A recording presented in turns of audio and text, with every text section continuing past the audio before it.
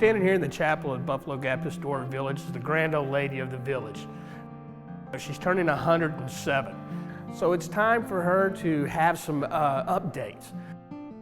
The chapel is a vernacular structure, which means it is a representation of the community and what they created together. Their public memory, their collective shared memories of what happened in this building and in this community makes this a very important structure to save.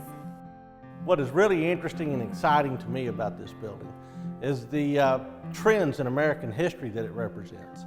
For instance, the Second Great Awakening, that sort of burst of evangelism and religious fervor that happened in the mid-19th century, really changes the way Americans think about themselves and their mission to settle the frontier. When people came to the frontier, they looked to their God for protection. And that story is the story that we're able to tell here. When people enter the chapel, they're able to experience the surroundings, the environment. They can touch the artifacts, smell the smells, hear the sounds of what the people who came before them experienced.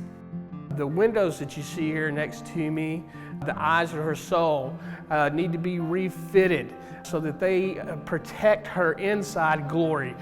You can see the stained glass window behind me. It's time to have that re-leaded.